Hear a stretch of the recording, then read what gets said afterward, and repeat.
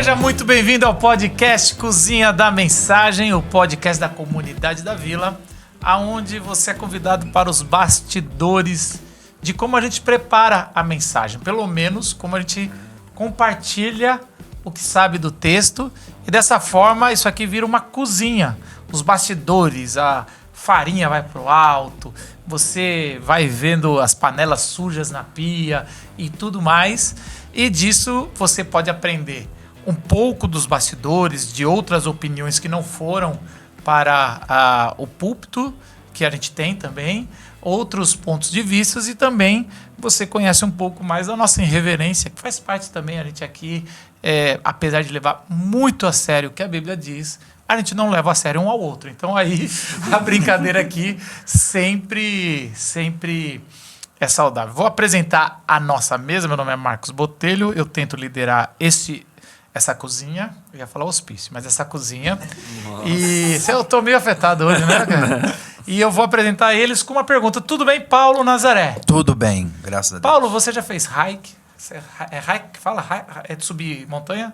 Trekking. O que é o hiking, na verdade, hein? Não é isso, caminhada, não é? É, com aquele pauzinho, não é? Tem isso também, né? Bom, você já subiu uma montanha? Eu não manjo de atividades físicas.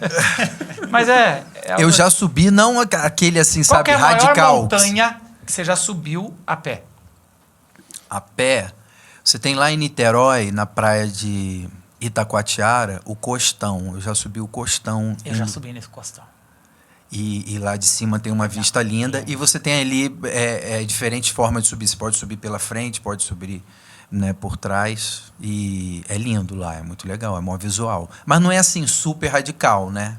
Mas você chega numa altura bem alta. O que você vê lá de cima? O que te impressionou lá de cima? Você vê a orla ali, que é muito linda, né? Ali né, da região ali de Niterói, das praias. E sempre aquela coisa, né? De ver as pessoas pequenininhas lá embaixo, a vida acontecendo de uma perspectiva bem diferente da que costuma ser nossa perspectiva quando a gente está no rolê lá embaixo. Então, é muito legal. É bom para dar uma pensada e tudo mais. Vale a pena. Gostoso. Legal. Steve, tudo bem, Steve? Tudo bem. Como é que você está? Qual foi a maior montanha que você já subiu? Eu já fiz uma trilha de 10 dias nas Himalaias.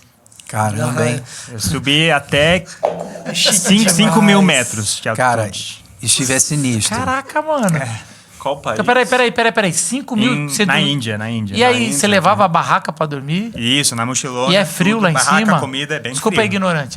Não, bem frio. À noite é frio. Cara, durante o dia tá tranquilo. Com guia? Com guia. E quantas pessoas? 14 amigos e o guia.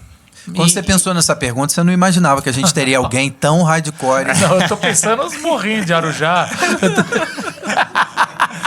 Mas eu adoro fazer trilha. É? É. Tá vendo, mano? Eu pensei nisso. Eu vou usar isso aqui pra gente ter. O que você viu lá em cima que te impressionou?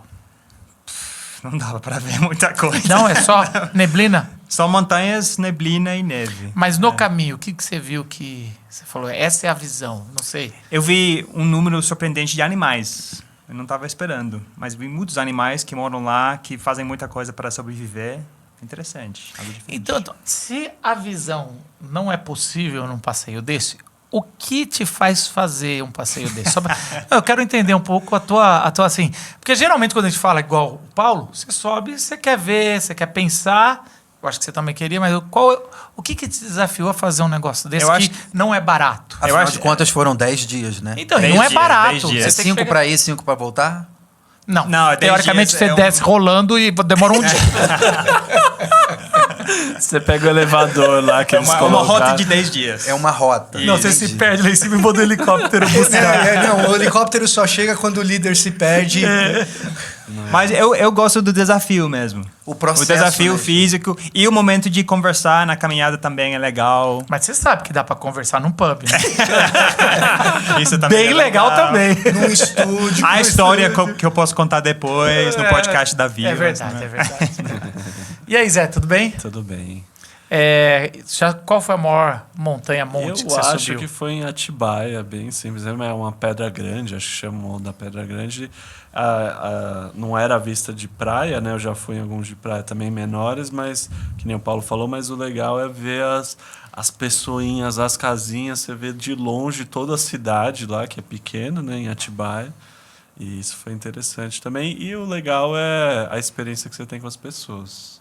O caminho até lá o caminho até o pico da montanha é mais legal do que a montanha. chegar. Não, e é um negócio meio que assim, principalmente essas jornadas mais longas, é um negócio que você chega lá, pois é, um selfie, uma foto, dá uma descansadinha, faz um xixi. E aí, Partiu, voltou. Partiu. Cara, não tem o que fazer, mano. Vamos dormir 5 noites aqui? Não. Vamos voltar. Então, realmente, é mais o processo que eu topo. Fontana, tudo bem? Beleza? Montanha, já subiu? Eu fui em uma recentemente, mas... É sério. Para suas piadinhas. Vamos lá, Mas Fontana. eu não posso já contar. sabe. Vamos lá. Você já Eu não sabe posso que contar, porque o que acontece na montanha fica na montanha, Montanha. cada um tem a sua. Você tava Só lá, pode falar que foram foi 3 tremendo. dias. Foi tremendo. Foi tremendo. Gravetinho iluminou. Foi tremendo ou você Ou foi você foi na montanha daquelas que você paga 5 mil reais E pra um é grupo dessa que eu tava de falando. pessoas. Era dessa que eu tava falando. Um grupo O que de acontece pessoas. na Não posso falar muito. Não pode falar o que foi. Mas, não, falando a verdade, Sim. uma vez quando tava nos jovens, assim, da minha igreja lá, da IP Alpha, o pessoal falou, vamos no Pico do Jaraguá e tal, né? Orar no monte. Não, acho que era pra subir mesmo e ver. Não tinha uma questão espiritual, era um passeio. Era um passeio, era um negócio... Porque podia era, ter tido com uma igreja. Quem tá nos ouvindo vai falar, se a igreja chamou era pra isso. A IP Alpha não é assim, gente. Mas aí eu olhei assim e falei, cê é louco, não compensa. não foi? Não fui. Caraca, ele não tem lugar. Cê é louco, não Qual compensa. que é o lugar maior que você já subiu, mano? Sem ser prédio. Caraca, ele ia dizer Empire State Building. Deve ter sido o púlpito das igrejas Qual que ele é mais vai. alto, o Cristo no Rio de Janeiro ou o Buda lá em Hong Kong? O Buda no Hong Kong. O Buda lá. Pô, aquilo é legal, hein, cara? Aí, ó, viu? Você tava junto. Pô, era... Cara... É mais Mas alto. A eu gente foi gosto de conhecer ir um... É nesses- mais alto que o Cristo, será? Mas muito mais, mano. A gente foi conhecer o Buda em Hong Kong. É assim, era isso. Era isso que eu sabia. O Buda em pessoa. A gente vai, pega um trem. Acho que era trem ou não era ônibus. A gente vai até um canto. Chega não, lá. fomos lá de trem, fomos de Aí metrô. de trem. é.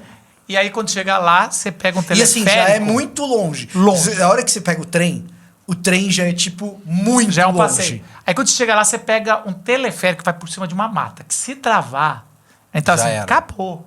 Isso. Aí Aí- o teleférico para. Mas o Você teleférico sai. é o maior teleférico. Se o Massal visse esse teleférico, ele pirava.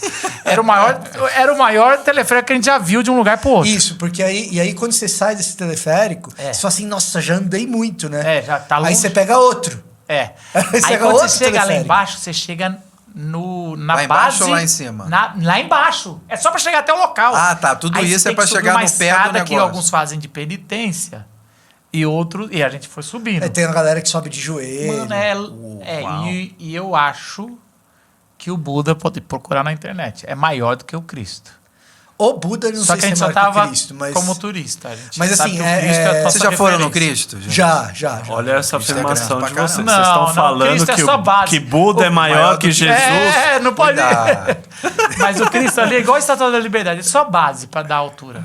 Não tem nada. Tem o Cristo- Cristo Luz em Santa Catarina também, o pessoal lá gosta. Ô, Paulo, me pergunta se eu já subi em algum monte. Marcos, Só pra- você já subiu? Qual foi a montanha mais alta que você já Deixa eu subiu? pensar aqui.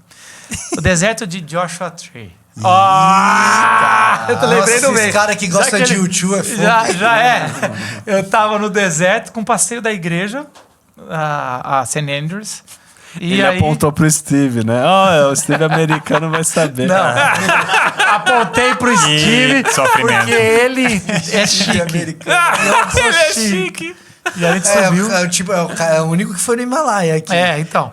Lá no, é alto. Foi alto e a gente subiu. Tem fotos até hoje. Você Dá pra pretende ver o nos deserto Andes todo. também, isso? Ele tá tirando meu barato. Para, Fontana. Eu que tô contando uma história. A gente precisa entrar no teste. Isso, é 10 minutos de introdução. Mas a gente vai falar sobre exatamente isso. Sobre subir no monte. Agora, dessa vez, a gente já falou sobre Moisés subir num monte. o mais importante. E ele vai subir pela última vez em um monte. Vamos ler? Deuteronômio, o último capítulo do Pentateuco. Fechando o arco dos 5 livros, do livro da lei. Vamos ver como é que fecha. Deuteronômio 34. Então, das campinas de Moabe, Moisés subiu ao monte Nebo, ao topo de Pisga, em frente de Jericó. Ali o Senhor lhe mostrou a terra toda, de Gileade a Dan, toda a região de Naphtali, o território de Efraim e Manassés, toda a terra de Judá até o mar ocidental, o Neguebe e toda a região que vai do vale de Jericó, a cidade das palmeiras até Zoar. E o Senhor lhe disse: Esta é a terra que prometi sobre juramento a Abraão, a Isaque e a Jacó, quando lhes disse: Eu a darei a seus descendentes, permiti que você a visse com seus próprios olhos, mas você não atravessará o rio, nem não entrará nela. Moisés, o servo do Senhor, morreu ali, em Moabe, como o Senhor dissera. Ele o sepultou em Moabe, no vale que fica diante de Bet-peor, mas até hoje ninguém sabe onde está localizado seu túmulo. Moisés tinha 120 anos de idade quando morreu. Todavia, nem os seus olhos nem o seu vigor tinham se enfraquecido. Os israelitas choraram Moisés nas campinas de Moabe durante 30 dias, até passar o período de pranto e luto. Ora, Josué, filho de Num, estava cheio do espírito de sabedoria, porque Moisés tinha imposto as suas mãos sobre ele, de modo que os israelitas lhe obedeceram e fizeram o que o Senhor tinha ordenado a Moisés. Em Israel nunca mais se levantou profeta como Moisés, a quem o Senhor conheceu face a face, e que fez todos aqueles sinais e maravilhas que o Senhor o tinha enviado para fazer no Egito, contra o faraó, contra todos os seus servos e contra toda a sua terra, pois ninguém jamais mostrou tamanho poder como Moisés, nem executou os feitos temíveis que Moisés realizou aos olhos de todo Israel.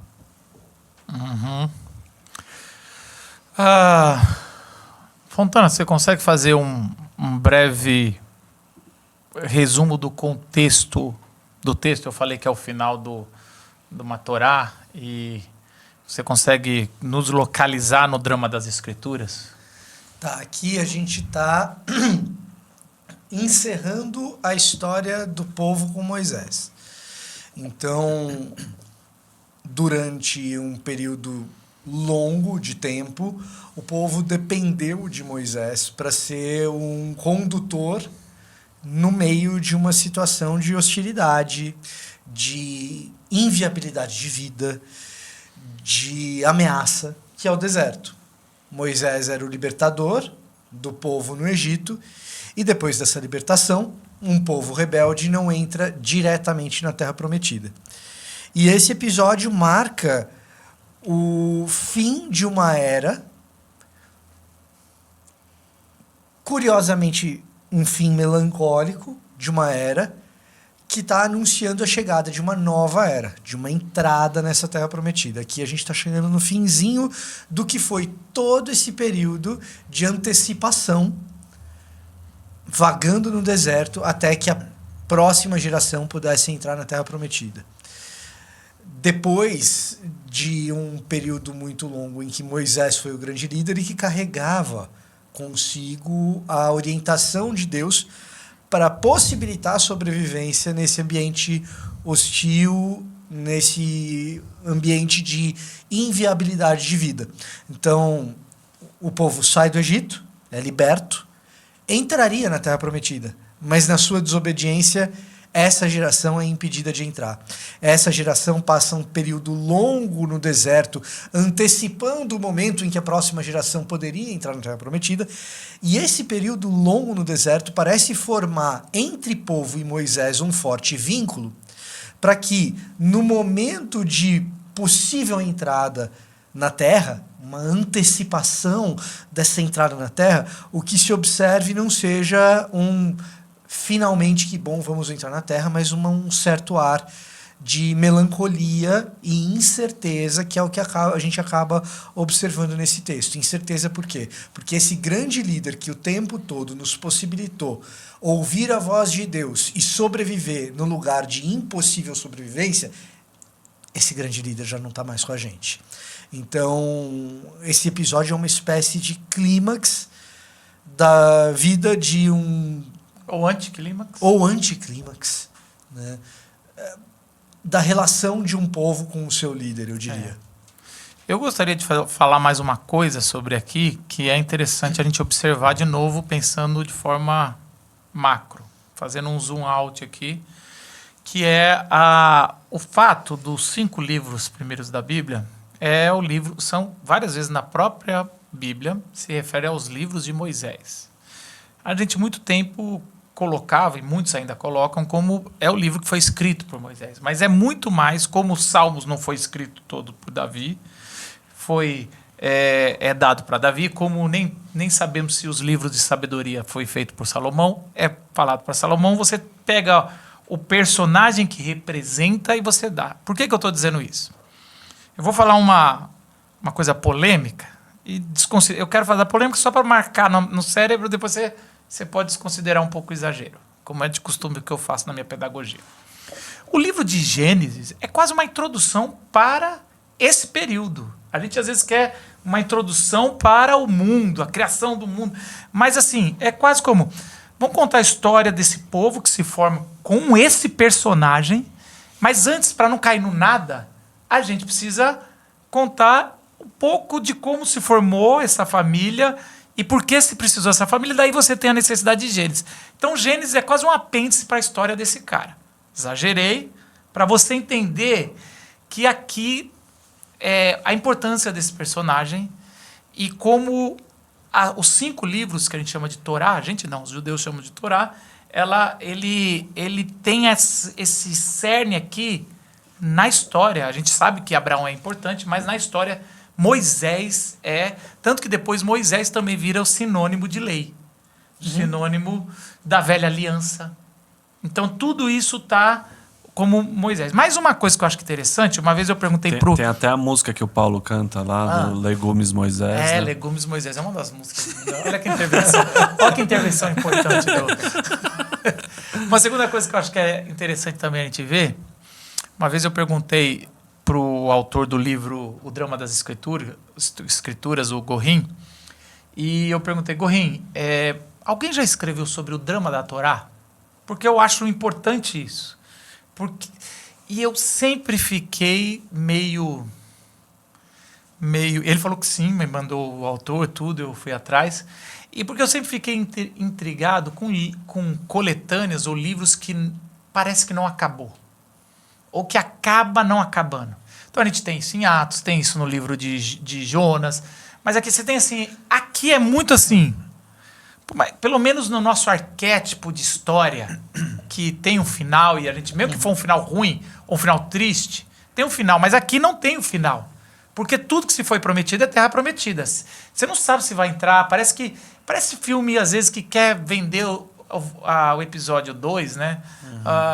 Cara, não entregou o que prometeu. Sabe?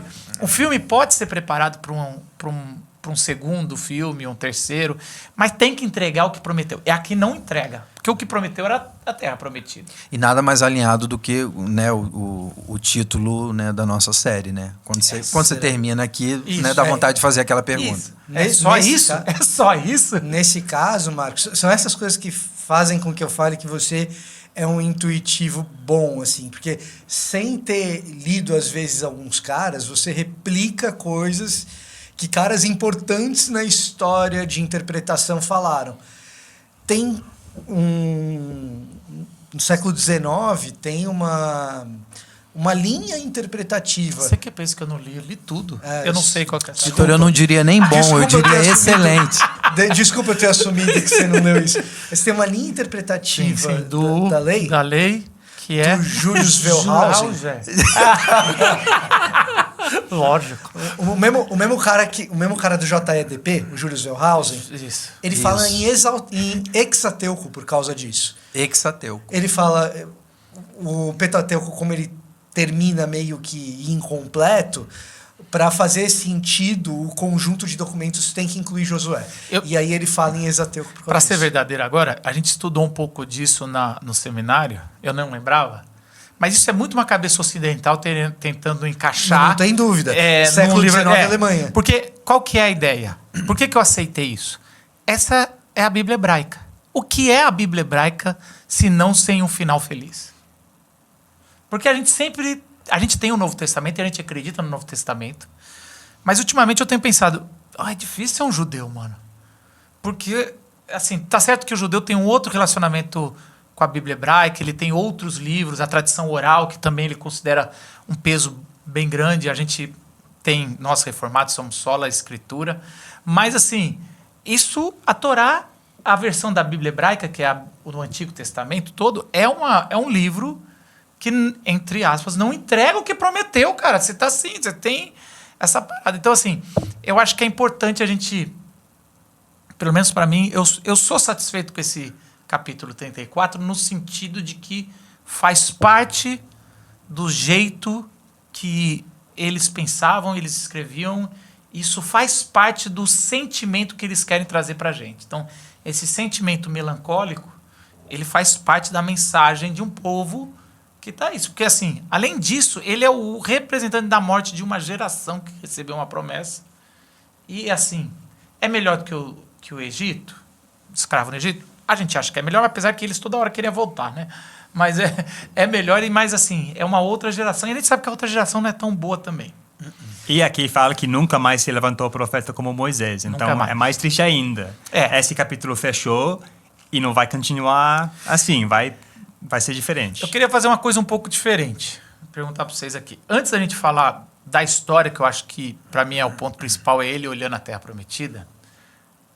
Olhando esse capítulo, por que vocês acham que esse capítulo entrou? Assim, qual é a intenção do autor?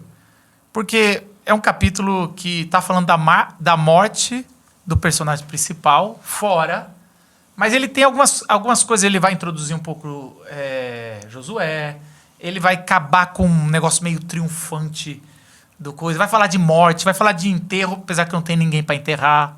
Você tem uma parada, tem de novo ele subindo no monte, como se fosse assim, vamos fazer quando você era jovem, apesar que ele não era jovem, vamos voltar de novo ao monte e ter um tempo. Então, o que vocês, lendo isso aqui, como é que vocês percebem esse texto dando alguns propósitos aqui? Eu não sei se eu fui muito... Eu dei uma... Por exemplo, o versículo 12 aqui, ele diz, né, com grande poder Moisés realizou atos temíveis diante dos olhos de todo Israel. Eu acho muito interessante quando Deus chama Moisés, a maneira como ele se coloca. Eu acho que você já citou isso hoje aqui, ou não sei, ou na série, dele dizer, mas eu mesmo, né? Eu não sou a pessoa certa para isso.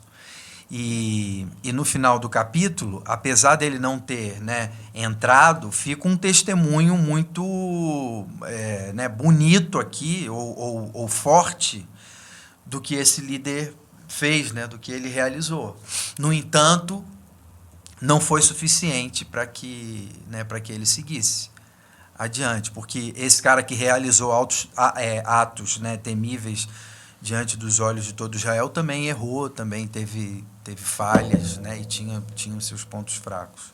Então, acho interessante esse contraste, assim, alguém que fez coisas inacreditáveis, mas que, ao ser chamado por Deus, falou, eu não dou conta disso, não sei nem falar direito, né? Eu acho isso interessante, esse contraste interessante. Eu pensei numa coisa aqui, principalmente o final, né, do capítulo, que exalta tanto Moisés. Então, pensando no momento ali, e é datado, né? Fala assim, até o momento, até agora, né, o final do... Como que tá aí? Deixa eu abrir aqui de novo. Mas fala assim, até o momento não existiu nenhum igual Moisés, certo? Que ele fala aqui, né? Pois ninguém jamais mostrou esse tamanho poder e tal, nem executou as coisas, nunca mais se levantou como Moisés, a quem o Senhor conheceu face a face. E lá no capítulo 18 desse mesmo livro, tem uma fala de Moisés falando, né? O Senhor, seu Deus, levantará do meio dos seus próprios irmãos um profeta como eu. Ouçam-no. Esse versículo vai ser usado lá em Atos para falar sobre Jesus, certo? Lá, acho que Pedro vai citar ele para falar, esse é Jesus, esse profeta que Moisés... E implicitamente na distribuição de pães e peixes também, né? Sim.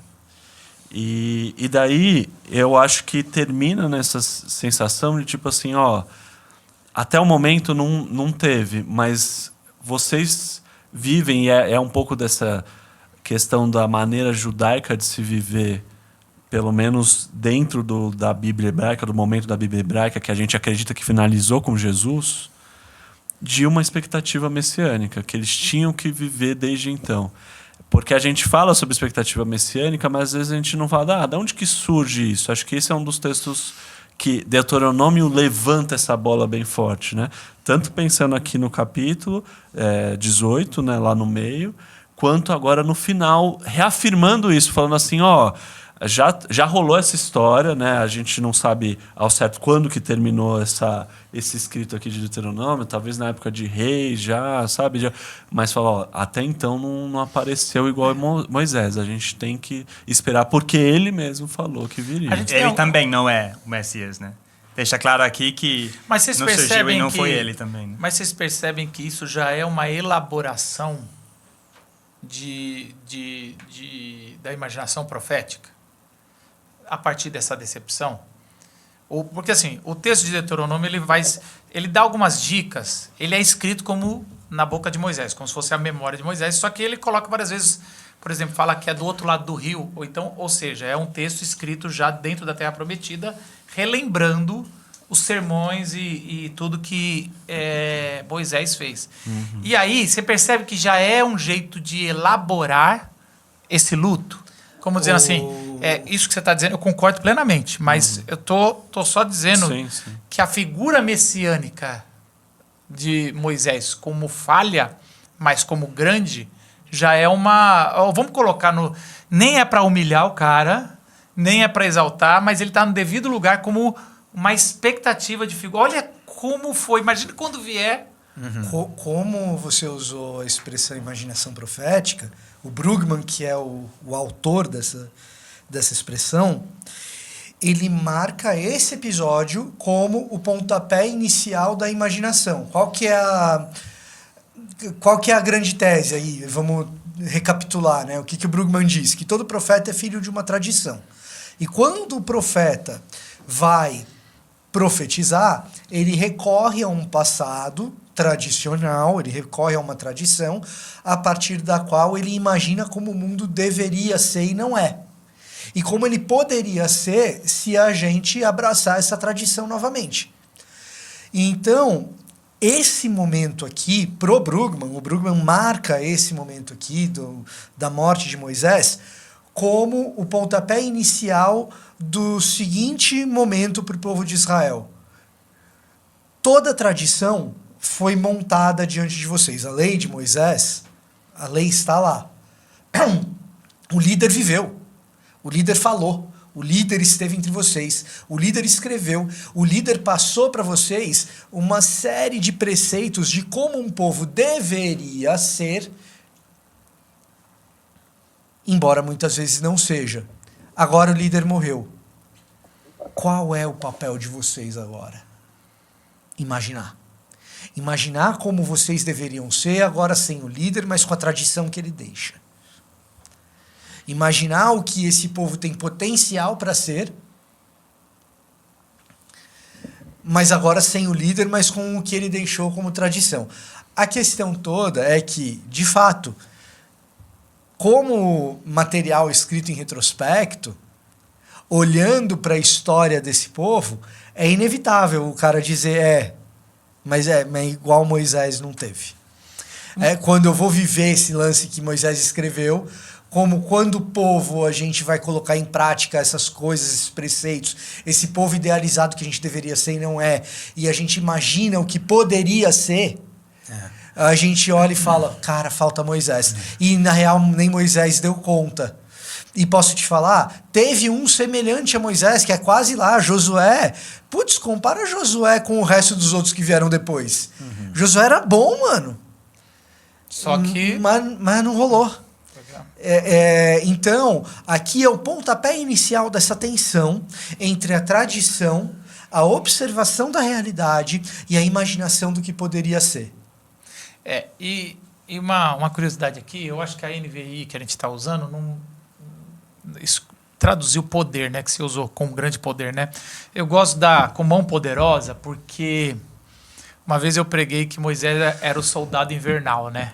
É invernal que fala, né? Que era você já viu que é aquele soldado da Marvel que tem aquele braço biônico, não sei como é que é. Porque nesse texto é a primeira vez que a mão forte, que é toda relacionada em Êxodo e na Torá para Deus, é colocada na mão dele. A mão forte virou dele. E se você pensar a história, é uma curiosidade muito interessante.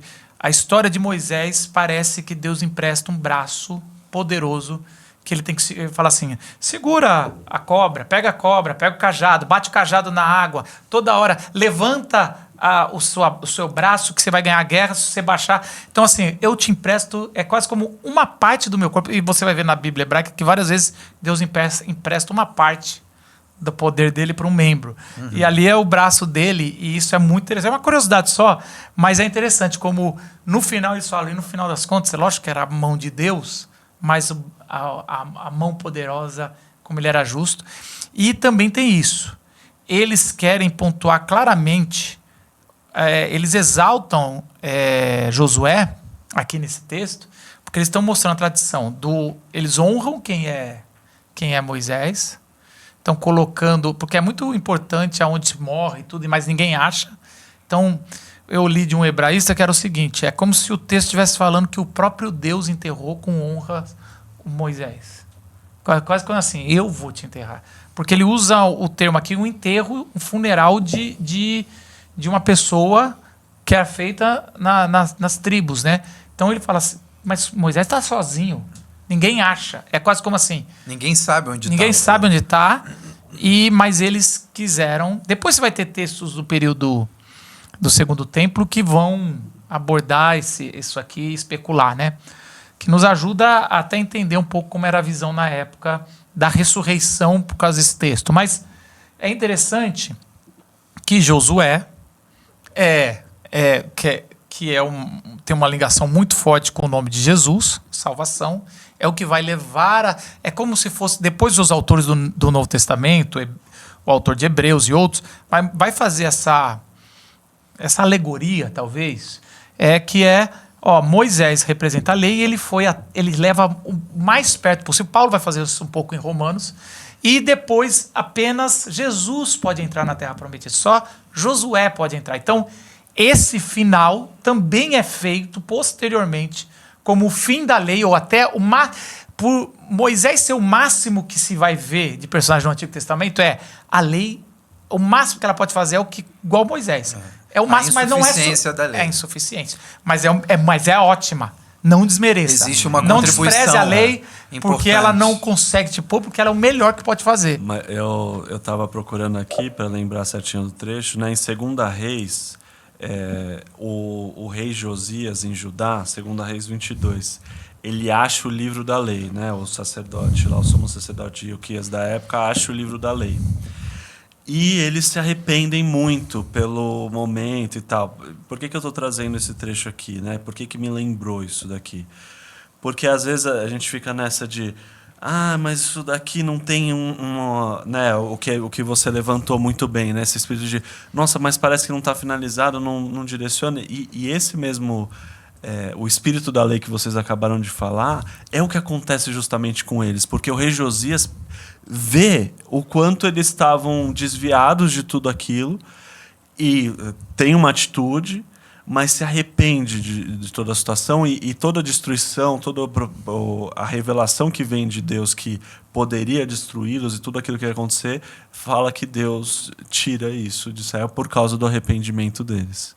Então, essa esperança, essa expectativa, essa maneira de lidar com aquilo, o profeta que vai vir e tudo que esse capítulo gera, né, Deuteronômio 34, é você olhar e confiar mais em Deus e direcionar seu coração para Deus assim ao mesmo tempo, sabe? Então, eu acho que a percepção para mim sobre esse caminho, ela deve passar por isso, por momentos onde o povo reconhece, revê essas coisas que estão escritas e fala assim, nossa, a gente esqueceu que a gente deveria esperar por esse Messias, a gente se direcionar para isso e caminhar nessa direção, né? Que é um pouco a nossa vida, né? Todo mundo. Então a gente já está vendo que esse capítulo é importante para a história das escrituras. Mais uma coisa antes de a gente falar talvez da parte principal aqui, que é ele olhando essa visão e essa decepção, trazer aqui, é uma coisa que me chama a atenção, que é o versículo 7. Fala assim, Moisés tinha 120 anos, que o 120 é um número de completo.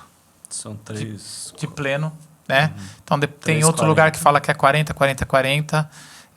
Depois os reis vão viver só 40, né? Então vai falar que Salomão viveu 40 anos, Davi viveu 40, reinou 40 anos, que isso é o termo, um tempo de 40, é um tempo de teste de uma vida, se você passou ou não. E Moisés viveu isso, né? 40 anos no Isso, deserto, mas Moisés é tão bom anos. Que ele passou em 3, quase que assim, ele foi, o 40 anos do Egito, 40 anos do deserto, no sentido de se formando como hebreu, como criador de pastor, com casamento, e 40 anos com o povo com judeu, o povo, né? Ou de libertação, né? De lei. Então, assim, esse é legal, mas aí fala que ele tinha olhos que enxergavam, né? Tinha vigor nos olhos.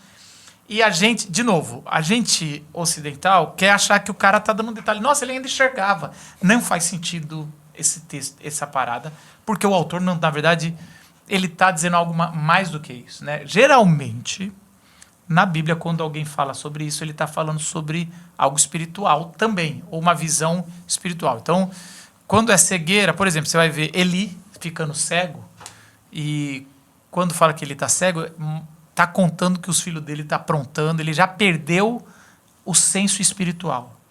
Quando fala que, por exemplo, o juiz, que era Sansão, é cegado, é quase como uma ironia, que quando furaram os olhos dele, ele pôde enxergar e se redimir. E aí você vai ver Jesus chamando os fariseus de cegos. Aliás, fala, se vocês fossem cegos, vocês seriam perdoados, mas porque vocês veem, vocês não vão ser perdoados. E vão ver esses paralelos de cegueira. Quando o autor, na minha opinião, daí vocês veem até, ele, quando fala que ele tem vigor, enxerga, é quase como assim, ele sabe o que ele está fazendo, ele está pleno, é quase como uma satisfação de cara, eu vou usar um exemplo bem tosco aqui, tosco não, mas um exemplo que eu aprendi na adolescência. Eu sempre perguntava assim, para o meu pai, para pastores, a gente vai reconhecer os nossos parentes lá no céu, quando a gente morrer? E aí, a maioria deles falava, vai. Apesar que é meio espalhado que a gente não vai, e falava, vai. Aí vinha a segunda pergunta, que é óbvia. Mas eu não vou ficar triste por saber que um parente meu pai, minha mãe, meu irmão, meu irmão, não veio pro céu? O meu irmão não Nesse veio pro caso, céu. não. Tô brincando.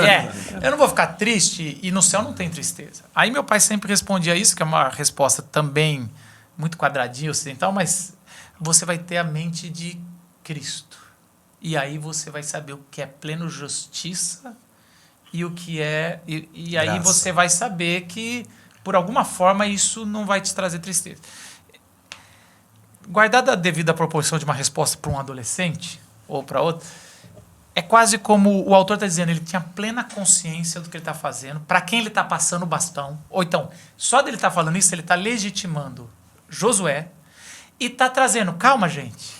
Ele tá, porque dá a impressão assim, nossa, como Deus foi muito cruel. Né? A sensação de um leitor que está aqui puro de travas teológicas, que está sendo honesto, fala assim, foi com requintes de crueldade esse final. Era pra... E ele morre numa batalha, ia ser legal morrer numa batalha igual o Coração Valente, tal, você morre na batalha, Josué consegue, e aí a gente tem... Mas ele vai lá sozinho, mas em nenhum momento você vê alguma...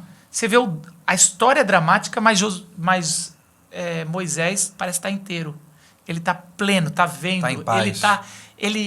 Alguns comentaristas, eu não concordo, mas eu acho interessante, que isso é um sinônimo de que ele não morreu de causas naturais. Foi Deus que o levou. Quase como... eles querem trazer assim, cara, ele está bem. Mas, na minha visão, como já tem esse tipo de... Toda vez que vai falar de alguma característica física, é algo acima do que o físico. Né? Quando fala que Davi era bonito, uma pessoa bela do seu corpo, tudo, não sei o quê, está querendo dizer uma coisa muito mais do que o Davi é bonito. Entendeu?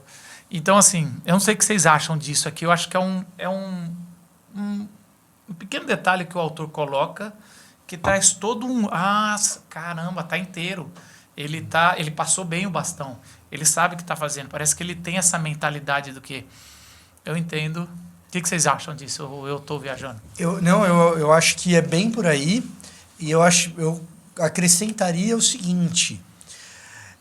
É a ideia não apenas de estar inteiro, mas de continuar sendo até o último dia esse guia extraordinário, esse homem sábio fora de série. Então, por um lado, isso serve como uma espécie de alívio quando a gente está pensando na figura de Moisés, no sofrimento dele. Pô, não entrou na Terra Prometida, pô, morreu, pô, né? E você fala, não, mas espera aí, ele estava bem. Por outro lado, isso aumenta a tensão do povo. Eu vejo esse trecho como um trecho especialmente cruel com Josué. E eu vou explicar o porquê. Aqueles que são mais experientes entre nós, Zé, você não vai ter ideia do que eu estou falando, e Steve, você só não terá ideia porque nesse tempo você ainda não estava no Brasil. Mas o Zé não, o Zé porque de fato ele não... O Zé estava aqui, já era maior de idade, mas não vai entender. Não, ele era novinho nessa época. Vocês lembram de um goleiro do Santos chamado Edinho? Sim. Não é o filho do o filho rei? do Pelé, é o filho do rei. Sim. Cara, é muito difícil você ser filho do Pelé e você ser jogador de futebol. E diria LeBron James e coitado do filho do LeBron, né, do Bronny. Mas pro Edinho, o Edinho foi campeão brasileiro. Ele foi campeão brasileiro? Não, ele foi vice-campeão brasileiro com o Santos. O Botafogo ganhou naquele ano, em 95. Mas ele foi goleiro de uma campanha extraordinária do Santos. Mas só 5 anos depois de ver o pai dele, com 50 anos de idade, jogando com a camisa da seleção brasileira e jogando melhor do que no tempo restrito que ele ficou em campo, jogando melhor naquele jogo de celebração do que os outros jogadores da seleção brasileira. Isso era o Pelé. Ou seja, o Pelé, quando passa o bastão, até depois ele ainda volta e diz, olha, talvez eu até pudesse ter jogado um pouco mais. E é muito difícil ser o filho desse cara. Uhum. É muito difícil ser o Bruno Senna, que nem filho não era sobrinho. Ed Mota. Nossa, pra quem sabe que o Ed Mota é sobrinho do Tim Maia, né? Eu tava ouvindo Tim Maia esses dias. Pra quem sabe que o Ed Mota é sobrinho do Tim Maia, pro Sean Lennon, filho do John. Cara, é muito difícil você ser... Ou bandas que continuam sem o vocalista. Nossa, isso é terrível. E aí você pega esse cara, que foi já uma figura totalmente especial, a partir da qual a gente vai construir a nossa identidade como povo. E você diz, esse terminou bem. Vocês estarão acostumados com histórias de grandes homens que terminam muito mal. Saul, Davi. Salomão começa mal e termina mal. Moisés... Então, isso é interessante. A gente chega nesse final aqui, se a gente vai meio desprevenido, ou talvez é ambíguo, de novo, como quase todo o texto. É aqui. ambíguo pra caramba. Parece que ele tá acabando mal, mas, quando a gente vai começando a ler esses trechos que eu tô falando, esse elogio, falando que ele tem essa visão, não sei o que, você fala, cara, ele não entrou na Terra, ok, mas ele tá bem. Deus tá enterrando ele. Você tem, assim, no mínimo, é um jeito poético de escrever isso. Eu não tô dizendo necessariamente que foi, mas é o jeito poético, que ele tá sozinho e tem um enterro honroso. A minha brincadeira com a série, quando você vê um enterro desse, um funeral desse tipo, corre-se o risco de o tempo todo o povo olhar para Josué e pensar, só isso? Não é Moisés. Mas eu acho que a gente vai falar sobre Josué, que eu acho que tem... Eu acho que sim. Eu acho que dá. Eu acho que sim. Mas existe essa tentação do vazio. Essa sombra do passado e esse olhar para o vazio de você dizer, e agora? Tá. E essa incerteza que a passagem de um gigante como esse provoca. Josué 1 é tipo Deus falando, seja forte e corajoso, eu tô com você. Até por causa dessa sombra, né? Ele fala assim, pra Josué, vambora. Eu vou estar com você do mesmo jeito. Assim como eu tava com você. Isso, ele fala assim, assim como você vai atravessar o mar também. É o marzinho. Mas eu vou repetir os mesmos feitos para você poder ter, e é interessante. E Josué vai muito bem, a gente fala. Agora, Steve, Zé... talvez Paulo. Como é que vocês enxergam essa visão, esse olhar, ele subir nesse monte agora, o ponto principal, e ele vê a Terra Prometida? O que o autor, ou o que vocês entendem que é... Tem um momento em Êxodo, acho que é capítulo 33, quando Deus fala, eu vou desistir desse povo. E Moisés fala, não. Deus fala, vou desistir desse povo, eu vou começar de novo com você. E Moisés fala, não faça isso. E aqui, ele conseguiu levar o povo até a Terra Prometida.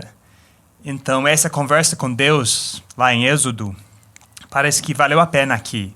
Que Deus não desistiu e Deus deixou bem claro, Isso. A gente até viu na nossa série, Deus deixou bem claro o seguinte, se eu for... vai ter consequências. E Moisés falou, pode riscar o meu nome. Isso. Cara, assim, tava em jogo isso. Assim, a gente quer que você vá... E tá acontecendo o que Moisés quis. Deus vai entrar com o povo, não com a geração dele, nem ele, mas vai entrar na Terra Prometida. Então é meio que a resposta... É uma coisa negociada aqui. A resposta da oração dele naquele momento. Né? É muito louco. Eu sinto como algo... Pode parecer requinte de crueldade, que a gente falou, mas dá para ver do outro lado também. Exatamente. Eu permiti que você visse, eu permiti que você chegasse até aqui. Como eu falei, daqui você não passa. A gente tinha já falado isso, mas eu queria que você visse, que seus olhos pudessem enxergar aquilo que... Sem você, né? Que você foi instrumento, né? Tipo... Moisés morreu cheio de água na boca, olhando a terra, ou morreu tipo tranquilo? Acho que eu fiz o meu papel, acho que eu cumpri. Igual um pai que vê o filho adulto casando. Isso. Valeu a pena. É uma coisa. Ele tinha consciência de si. E acho que essa é uma parte assim meio coach da nossa parte, mas eu acho que o texto permite. Se ele tinha consciência de si e a percepção do trabalho dele correspondia à realidade pela qual ele é celebrado nessa descrição, nessa morte, ou seja, se o que ele enxergava a respeito de si mesmo correspondia a essa descrição que a gente vê no final, eu acho que ele não entra na Terra Prometida e morre dizendo... Combati o bom combate e guardei a fé, cara. Não, e o que a gente tem como leitores é só essa visão do autor para ele. A gente não tem a visão dele. Isso é uma coisa muito legal de trazer, Marcos, pelo seguinte. É sempre um bom exercício a gente trazer as vozes que estão presentes no texto. E como a gente atribui a lei a Moisés, ao próprio Moisés... Muitas vezes a gente confunde a voz do personagem Moisés com a voz do narrador no texto. Tá? E aí a gente tem o personagem Moisés passando por um drama pessoal, drama não no sentido de tragédia, drama no sentido de uma narrativa pessoal, né? Mas nós temos aí Moisés como personagem passando por um drama pessoal, e nós temos uma outra voz, que é a voz do narrador, fazendo uma descrição a respeito desse momento. Na voz do narrador, nós temos dois sentimentos: melancolia pela ausência e exaltação pela obra. É como você está no funeral de um grande líder de um povo, é como você está no funeral de um Mahatma Gandhi, é como você está no funeral de um... Cara, é muito mais trágico, mas se Martin Luther King não tivesse sido assassinado, se tivesse morrido de morte de causas naturais, né? É como se estar no funeral de um Martin Luther King. Rainha Elizabeth. Essa é melancólico, não tem como não ser, porque é um óbito, é uma morte, e é uma morte que deixa um certo vazio. Pô, e agora, o que vem no lugar disso? Eu acho que para quem é católico apostólico romano, a ausência de João Paulo II provocou esse tipo de sensação. Tivemos um Papa com boas respostas para momentos difíceis. E agora, o que vem, dadas as crises que a gente tem que enfrentar, com as suspeitas no Banco do Vaticano, com as ameaças por causa das várias denúncias da Igreja nos Estados Unidos, João Paulo II, até onde trouxe bem. E agora, o que tem por aí? Tem uma certa melancolia, mas tem a celebração dos tipos de respostas de um Papa que, diante, por exemplo, da Guerra Fria, soube ser um líder espiritual em quem católicos poderiam se inspirar. Né? Então, aqui você tem essa sensação na voz do narrador. Mas toda celebração fúnebre... Ela Se- tem isso. Se o personagem que faleceu sim. tem essa memória para trazer. E eu Mas acho que aí é aqui- uma celebração com a garganta presa, Exato. cara. Assim, não dá para ser uma baita celebração. Mas eu lembro, de novo, talvez é um exemplo. Michael Jackson, quando ele morreu, eu lembro a celebração, e era um cara que eu gostava muito. E, cara, é uma celebração difícil, né?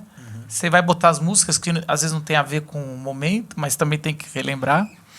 Agora, uma coisa que eu queria falar aqui, assim como o Fontana fala que o documento lucano, o documento escrito por Lucas, tem trocadilhos de visão, talvez Lucas se inspirou na Torá.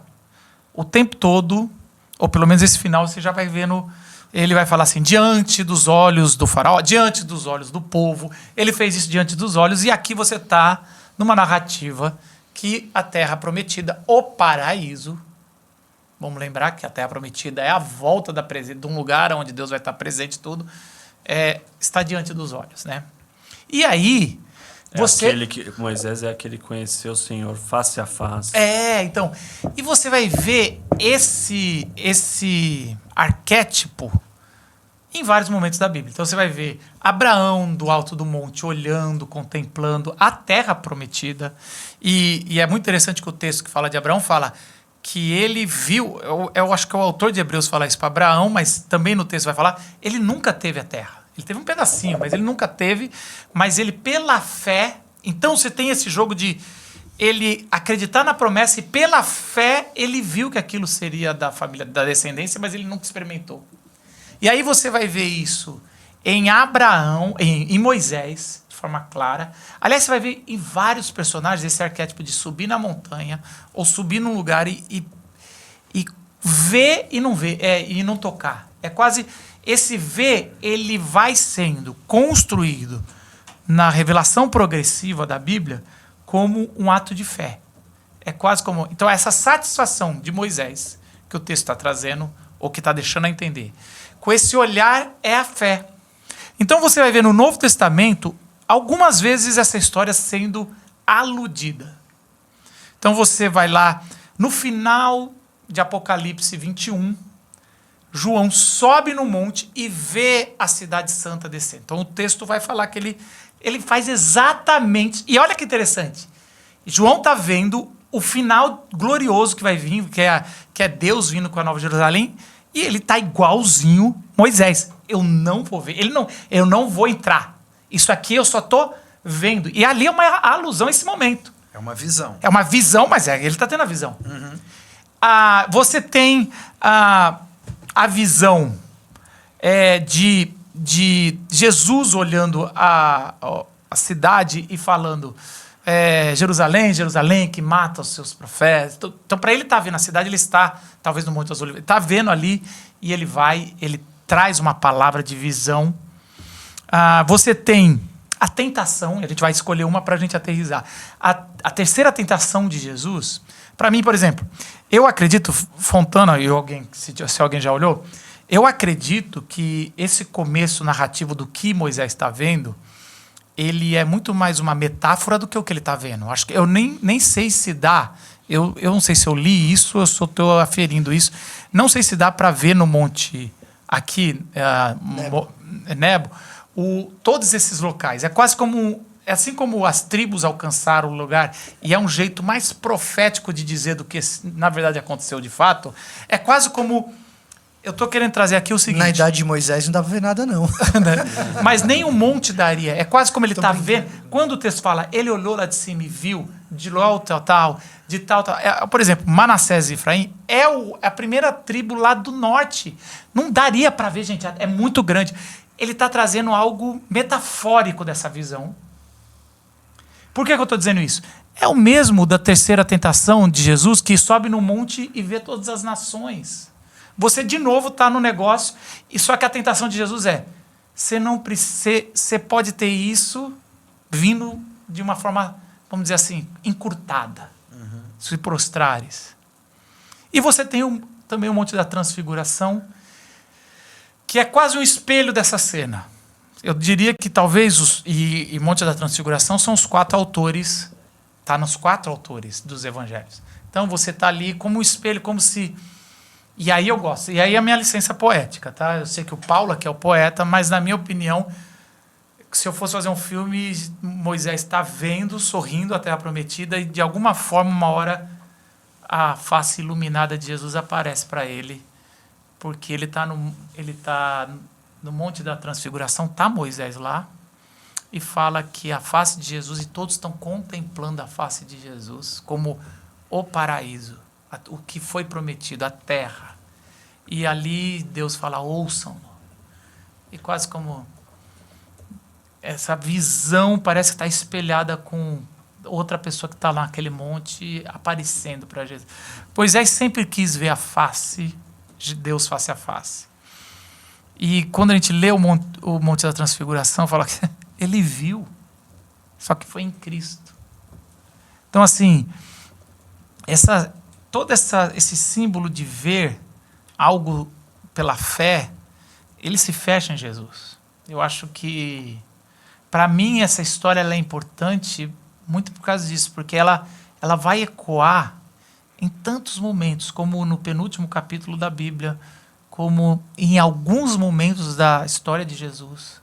Esse ver, se contemplar com o que está vendo e não usar a sua mão forte, se satisfazer nessa reconfiguração. Então eu diria que talvez o Walter Brueggemann tenha razão no seguinte sentido, não que aqui é o primeiro ponto apenas que aparece a imaginação profética, mas foi dado a Moisés a primeira vez de entender o que estava além da terra prometida. É quase como é o primeiro entre os profetas, ele é o primeiro de tantas coisas, né? Ele é o primeiro a realmente, pelo menos no texto está dizendo isso, a ter essa Se você quer colocar uma tipologia aí, se você vai encarar Moisés como tipologia de Jesus nesse caso, eu não posso me furtar de lembrar de Isaías 53.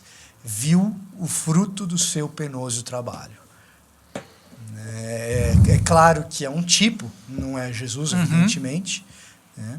Mas se o que a gente quer é trabalhar com uma tipologia de Jesus nessa passagem, o texto que me vem à mente, a imagem que me vem à mente, não dá para me furtar de pensar em Isaías 53 com a ideia de ver o fruto do seu penoso trabalho.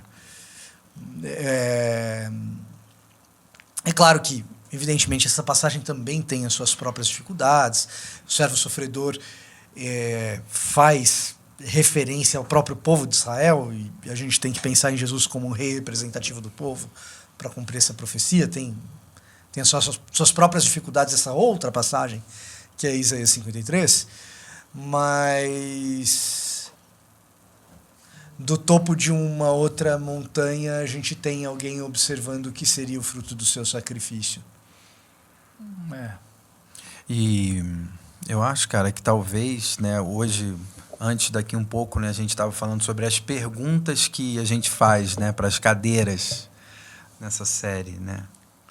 E talvez tenha alguma coisa aí, né, para chamar, né, as pessoas à reflexão, que é quais os sinais que a gente, né, durante a vida, durante a jornada, apesar da gente ainda não ter chegado, né, onde Deus, né, está nos conduzindo, da gente estar com os nossos olhos igual, né, estavam os de Moisés, e com plenas forças, atentos ao que Deus tem mostrado para a gente, apesar da gente ainda não ter chegado. Então, no seu dia a dia, na sua jornada, que sinais você consegue perceber do cuidado de Deus e da condução dele e a certeza que ele prometeu para você coisas que mesmo você não tendo ainda hoje, mas ele mostra, ele dá sinais. Porque eu acho que esses sinais dão para a gente força para a gente continuar, né? Para a gente, né, persistir. Então, acho que caberia alguma coisa por aí. Acho que pode ser interessante. Eu lembrei de Ezequiel, no Vale dos Ossos. Alguém que está olhando do monte pela fé, e é convocado à fé, ter uma visão profética. Uhum. Então, eu creio muito que, ao longo da Bíblia, essa visão ela vai ser substituída por... Cara, você não consegue tocar, você não consegue experimentar, mas acredite pela fé. Da promessa. Depois... Abraão com Isaac... Deus monte, proverá. Ele tem um sinal ali também da provisão, né? Isso. A provisão da macro história está ali naquele... E o monte é Deus que vê, né? Todos os atos ali até com Ismael e os outros, é o Deus que vê. É o Deus que vê, o Deus que... Então, essa é um pouco da nossa. Então, se a gente falasse, é só isso mesmo, eu acho que ser ressignificando o paraíso é muito mais que isso, né? Apenas contemplar a obra de Cristo já é suficiente. Imagine a gente poder desfrutar disso, entrando. Em 1 João, né? Que aqui o Moisés ele viu, mas é um momento agridoce. A alegria dele não é completa. Uhum. Mas lá em 1 João foi escrito, a gente viu e a nossa alegria é completa. Tocamos, experimentamos e a nossa alegria foi completa. É exatamente, 1 João. Muito bom. É isso aí, queridos. Essa é a nossa cozinha. Se você chegou até aqui, parabéns, que legal. Curte o vídeo, assina o canal. Dessa forma você está falando que para a plataforma que esse conteúdo é legal para você e para outras pessoas. Se você está no Spotify também, dá as estrelinhas aí que ajuda também a distribuir. A gente se vê segunda que vem em mais um Cozinha da Mensagem. Tchau!